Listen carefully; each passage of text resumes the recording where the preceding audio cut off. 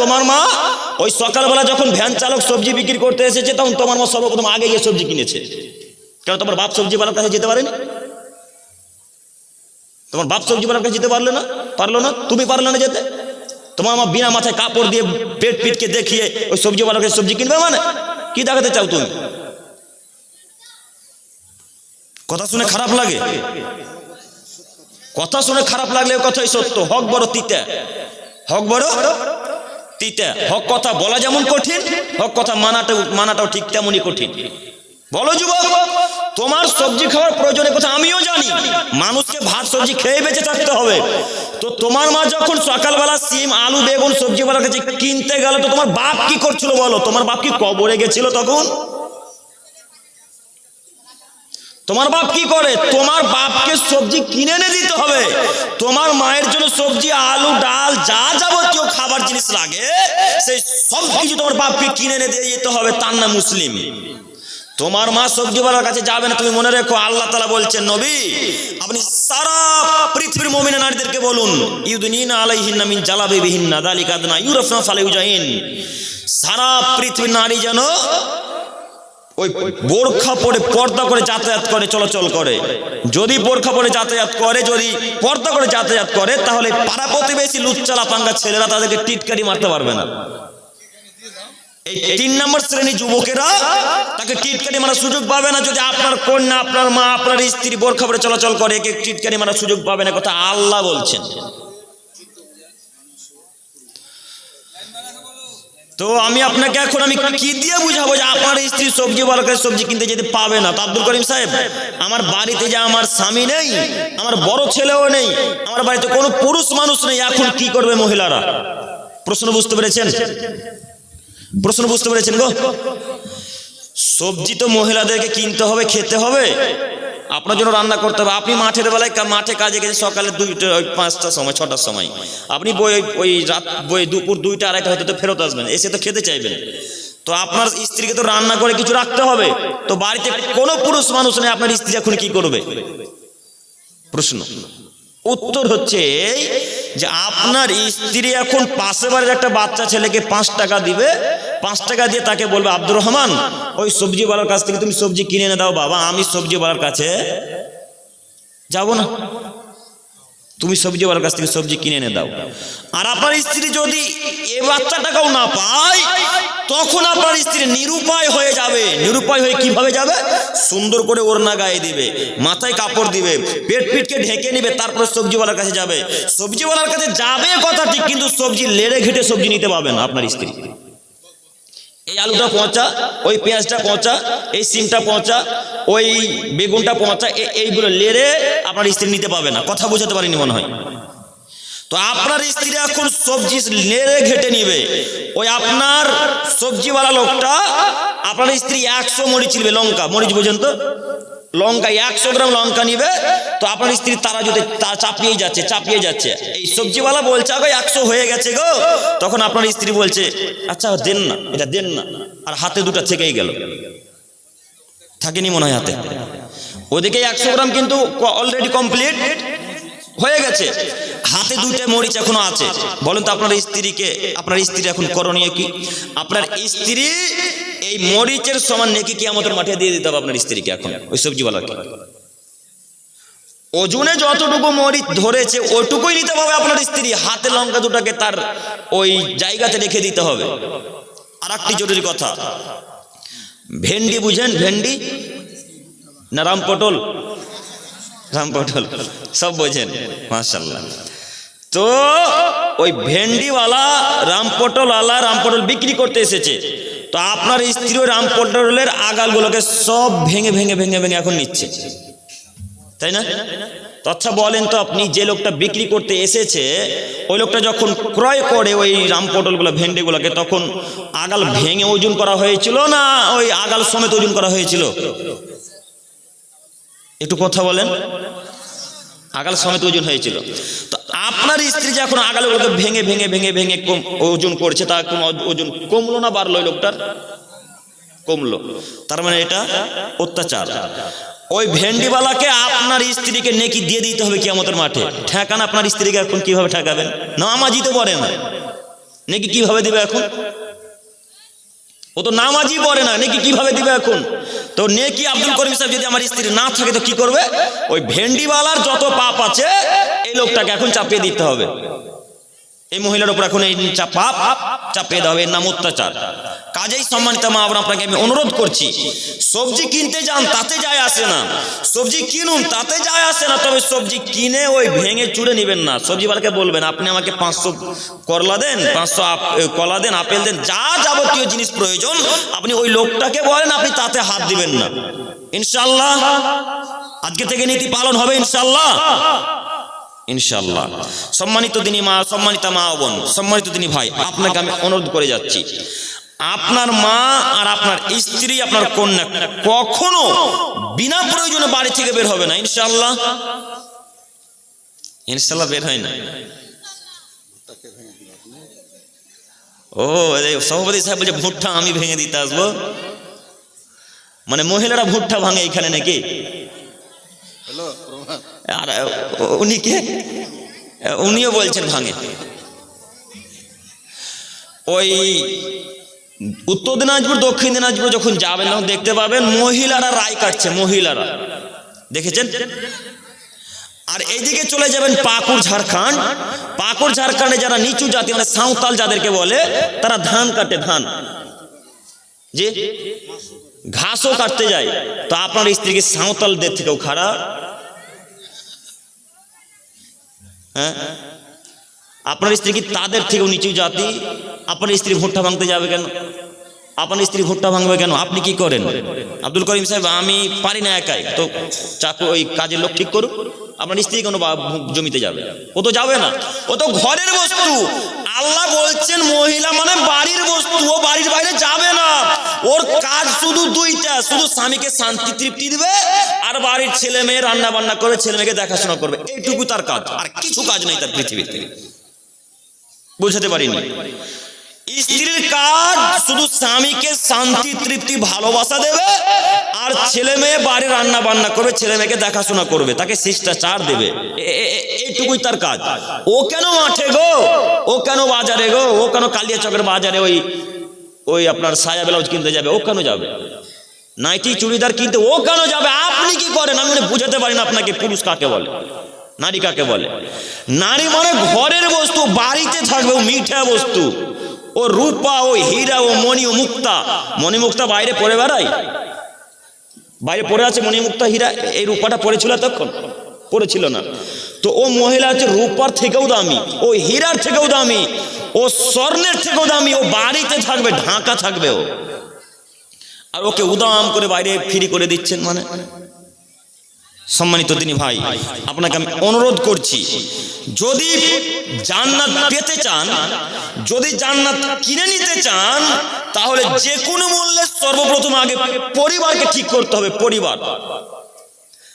আগে পরিবারকে ঠিক করা লাগবে, তারপরে পাড়া প্রতিবেশীকে দাওয়াতি কাজকর্ম করবেন, দাওয়াত দিবেন। এ কথাই আল্লাহ বলছেন, মহান আল্লাহ তাআলা বলেন, ইয়া আইয়ুহাল্লাযীনা আমানু, হে ঈমানদার মানব সম্প্রদায়, তোমরা যারা মেনে নিয়েছো আল্লাহ তাআলা এক, তোমরা যারা বিশ্বাস করেছো মুহাম্মদ সাল্লাল্লাহু আলাইহি ওয়াসাল্লাম আল্লাহর শেষ নবী ও রাসূল, তোমরা যারা বিশ্বাস করেছো কবর আযাব সত্য, তোমরা যারা মেনে নিয়েছো জান্নাত জাহান্নাম সত্য, তোমাদেরকে বলছি তোমরা শোনো, কু আনফুসাকুম ওয়া আহলিকুম নারা,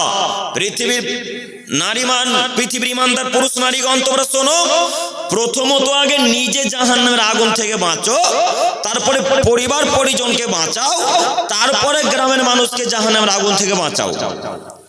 প্রথম শর্ত কি? নিজে বাঁচতে হবে। দ্বিতীয় শর্ত পরিবার, আত্মীয় স্বজন।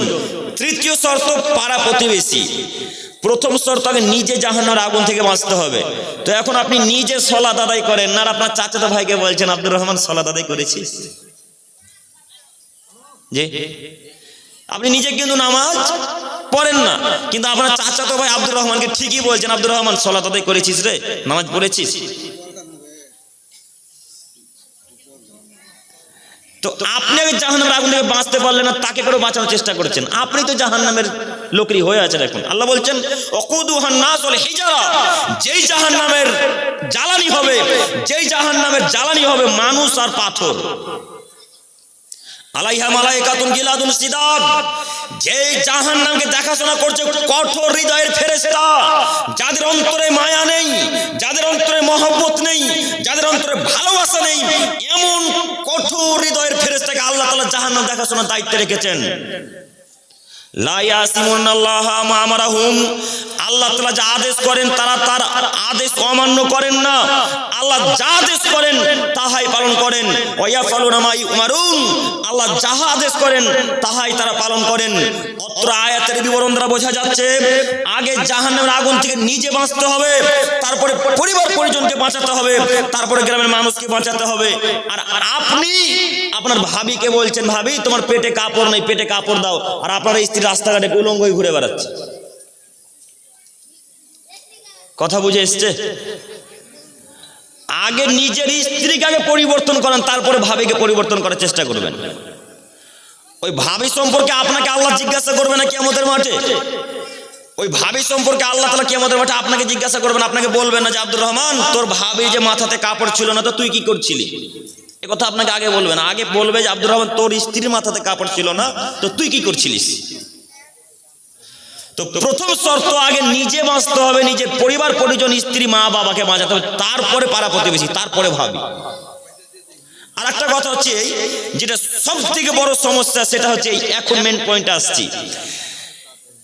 ইমাম সাহেব যদি কোনোদিন একদিন কারণবশত যদি ফজর রক্তে উঠতে না পারে আর ফজরের সলাতে যদি উপস্থিত হতে না পারে, তাহলে এই যে যারা মুরব্বী সাহেব এবং যুবকেরা যারা সলাত আদায় করে অল 5 ওয়াক্ত কন্টিনিউ, এরা ফজর রক্তে সলাত আদায় করার পরে চায়ের দোকানে গিয়ে গিবত শুরু করবে। তারা গিয়ে বলবে, আরে ওই গ্রামে একটা ইমাম সাহেব আছে রে, একদিনও ফজরে উঠতে পারে না রে, একদিনও নামাজ পড়ায় না, অথচ একদিন উঠতে পারেন। কয়দিন? একদিন উঠতে পারেন। তো আচ্ছা মুরব্বী সাহেব আপনাকে বলি, এই যে ইমাম সাহেব একদিন উঠতে পারেনি ঘুম থেকে কোনো কারণবশত, তো কিয়ামতের মাঠ যখন হবে, যেদিন বিচার ফাইসালা করা হবে, সেদিন কি আল্লাহ আপনাকে এটা জিজ্ঞাসা করবে যে ও মুরব্বী সাহেব, আপনাদের গ্রামের ইমাম সাহেব যে ফজর উঠতে পারেনি তা আপনি কি করছিলেন, এ কথা কি আপনাকে জিজ্ঞাসা করা হবে? না আপনাকে বলবে ও মুরব্বী সাহেব, আপনার ছেলে আব্দুল করিম, আব্দুর রহমান, আব্দুর রাহিম যে সালাত আদায় করেনি কি করছিলেন, এটা জিজ্ঞেস করবে। কোনটা কোনটা জিজ্ঞেস করবে গো? কথা মানে আপনারা শোনেন না ভালো করে। ইমাম সাহেব একদিন সালাত আদায় করতে পারেনি, তো ইমাম সাহেবের ব্যাপারে মুরব্বী সাহেবকে জিজ্ঞাসা করবে না তার ছেলে মেয়ের ব্যাপারে জিজ্ঞাসা করবে? ছেলে মেয়ের ব্যাপারে। তা আপনার ছেলের বয়স আজকে 20 বছর, এক ওয়াক্ত সালাত আদায় করে না, এক ওয়াক্ত সালাত আদায় করে না। কই আপনার ছেলেকে বলতে পারলেন না আব্দুর রহমান চ ফজরের ওয়াক্তে আজান হয়েছে, চ সালাত আদায় করতে যাবি? বলতে পারলেন না? বললেন না কেন? ইমাম সাহেবের পিছনে পড়লেন কেন? গীবত করার জন্য কোনো ওই জিহ্বাটা শুধু লুলুপুতু করে, তাই না? যে কখন একটু দুর্নাম করতে পারি, কখন একটু দুর্নাম করতে পারি, কখন একটু কার নাম বদনাম করতে পারি, এইটুকু শুধু অন্তরে কাজ করে। নিজের ছেলে মেয়েকে আগে পরিবর্তন করুন। ওই ইমাম সাহেবের ব্যাপারে আপনাকে কিয়ামতের মাঠে জিজ্ঞাসা করবেন না আল্লাহ। আল্লাহ আপনাকে আপনার ছেলে মেয়ে সম্পর্কে জিজ্ঞাসা করবে, আপনাকে বলবে শুনুন আপনার ছেলের বয়স আজকে 20 বছর, আপনার ছেলে সালাত আদায় করেনি কেন, এর হিসাব দেন। এখন উপস্থিত যার ছেলে সালাত আদায় করে না, 20 বছর 22 বছর 25 বছরের ছেলে যারা সালাত আদায় করে না, এর বাপ পৃথিবীর বুকে বেঁচে আছে কথা আমরা মানি না। এখন যত যুবক এরা যারা সালাত আদায় করেন, এদের কারোর পৃথিবীর বুকে বেঁচে নেই। একজন বলেন যে আমার বাপ পৃথিবীর বুকে বেঁচে আছে, আমি সালাত আদায় করি না, বলেন উঠে যান দেখি, বলেন না গো, বলেন দেখি, আপনাকে কবর দিয়ে চলে যাবো এখানে। যার বাপ পৃথিবীর বুকে বেঁচে আছে তার ছেলে সালাত আদায় করবেই করবে। যার বাপ পৃথিবীর বুকে বেঁচে আছে তার ছেলে, তার মেয়ে, তার স্ত্রী সালাত আদায় করবেই করবে। যার বাপ, যার স্বামী, যার শ্বশুর পৃথিবীর বুকে বেঁচে আছে তার বাপ, তার ছেলে, তার পুত্রবধূ সালাত আদায় করবেই করবে। যার বাপ বেঁচে নেই সেই ছেলে সালাত আদায় করে না। এখন উপস্থিত যত যুবক সালাত আদায় করে না, এদের কারোর বাপ বেঁচে নেই, এদের কারোর বড় ভাই ভাই বেঁচে নেই, এরা নাকি সবাই কবরে চলে গেছে, এরা সব মারা গেছে। যদি বেঁচেই থাকতো তাহলে ওই ছেলেটা সালাত আদায় করলো না কেন? যদি বেঁচেই আছে তো এই ছেলের রক্তে উপস্থিত হলো না কেন? যদি বেঁচেই আছে তার পিতা, তাহলে ফজর রক্তে উপস্থিত হলো না কেন? যার বা বেঁচে আছে তাকে সালাত আদায় করাই লাগবে। এই যুবক, এই মনে রাখো, তোমাকে আমি অপমান করতে আসিনি, তোমার বাপকে আমি অপমান করতে আসিনি, তোমাকে শুধু আমি বলে দিতে চাইছি, তোমার বাপকে বলে দিও, আব্বু আপনি কি মারা গেছেন? আমি সালাত আদায় করি না, আমার মা সালাত আদায় করে, আপনি বলতে পারেন না যে রহিমা সালাত আদায় করো, আয়েশা সালাত আদায় করো, এ কথা আপনি বলতে পারেন না আব্বু? তাহলে কি আপনি মারা গেছেন আব্বু? আপনার অন্তর কি নেই, নাকি আল্লাহ সিলমোহর মেরে দিয়েছে আপনার অন্তরে? অত্র এই বাক্যের বিবরণ দ্বারা বোঝা যায় যে পুরুষ মানুষ আপনি, বাড়ির দায়িত্বশীল আপনি, বাড়ির গার্জেন আপনি, অতএব আপনার ছেলে মেয়েকে সালাতের আদেশ আপনাকেই করতে হবে। হবে আজ থেকে ইনশাআল্লাহ? হবে ইনশাআল্লাহ? আজকে থেকে সকলেই আমরা সালাত আদায় করবো ইনশাআল্লাহ। সালাত মানে বুঝতে পারছেন তো, নামাজ করবো আজ থেকে ইনশাআল্লাহ। ইনশাআল্লাহ। সম্মানিত উপস্থিতি, আমি আপনাকে বোঝাতে পারি না যে বাপ কত বড় একটা দায়িত্বশীল মানুষ। বাপ অনেক বড় একটা দায়িত্বশীল মানুষ। আর যদি আপনার এই ক্ষমতাটুকু না থাকে তো বিবাহ করেছেন কেন আপনি? আপনারা কথা বলছেন কেন? সম্মানিত মা বোন, আপনি কথা বলছেন কেন? আপনার কি লজ্জা হয় না একটুকু? আপনি জানেন না আপনার কণ্ঠটুকুও পর্দা? এতক্ষণ তো চুপচাপ ঠিকই ছিলেন, এখন কথা বলতে হচ্ছে কেন? সম্মানিত মা বোন, আপনাকে আমি অনুরোধ করছি, আপনি একটু ধৈর্য সহকারে বসে থাকুন, ইনশাআল্লাহ আমি আপনার কোনো না কোনো উপকার করবো ইনশাআল্লাহ। সম্মানিত উপস্থিতি, বলছিলাম আপনি যদি নিজের বাড়ির ছেলে মেয়েকে পরিবর্তন করতে না পারেন, আর যুবক তোমাদেরকে বলছি, তোমরা যারা এখনো পর্যন্ত বিবাহ করোনি, তোমাদেরকে বলছি তোমরা বিবাহ করো না গো, বিবাহ করো না। কেন আব্দুল করিম সাহেব বিবাহ করবো না মানে? বয়স আজকে 25 বছর হয়েছে, বিবাহ করবো না মানে? বিবাহ করা লাগবে তো, আচ্ছা বিবাহ করো। যদি ক্ষমতা থাকে তো বিবাহ করিও, ক্ষমতা যদি থাকে তবে বিবাহ করিও, আর যদি ক্ষমতা না থাকে তো বিবাহ করো না। শুধু মনে করিয়েন না টাকার নাম ক্ষমতা। আমরা সাধারণ ছেলেরা মনে করি যে টাকার নামই শুধু ক্ষমতা, তাই না? কেউ কেউ মনে করি আমরা এই সিদ্ধান্তে যৌন ক্ষমতা আছে, তার নামই ক্ষমতা। এটাই কি শুধু ক্ষমতা? না চোখ যেদিকে ঘুরবে, বউ সেদিকে ঘুরবে, তার নাম ক্ষমতা? বলেন, কথা বলেন। আপনার কথা বলতে ভয় করছেন, বুঝতে পারছি। আমি যে চেয়ারে বসে আছি গো, মারলে যে আমাকে মারবে কালিয়া চকের মানুষ, আপনাদেরকে মারবে না তো ভয় লাগছে কেন? আপনাদের পাশেই বাংলাদেশ, এই হেঁটে মনে হয় আধ ঘন্টা লাগবে যেতে, তাই না? এই পাশেই বাংলাদেশের আলোচনা যদি হয়তো এখান থেকে হয়তো শুনতে পাবেন, তো তারা যদি বক্তব্য মানে কোনো আলোচক যদি বক্তব্য রাখে তো কথা শেষ হতে না হতে বলবে ঠিক বলেছেন। কালকে আমার আলোচনা ছিল বাংলাদেশে, ওরা এমন ভাবে চেঁচাচ্ছে আমি ভয় খেয়ে যাচ্ছি একাধবার। এত শ্রোতা, সুবহানাল্লাহ, এই মাথা থেকে ওই মাথা দেখা যায় না, এত শ্রোতা। তো আমি আপনাদেরকে ওই তাদের মতো চেঁচাতে বলছি না, আমি আপনাকে শুধু জানতে চাইছি, কথা কি বুঝতে পেরেছেন? আলহামদুলিল্লাহ। তো আমি আপনাকে বলতে চাইছি, ক্ষমতা যদি থাকে তবে বিবাহ করিয়েন, আর ক্ষমতা যদি না থাকে তো বিবাহ করিয়েন না। আব্দুল করিম সাহেব, তো কি করব?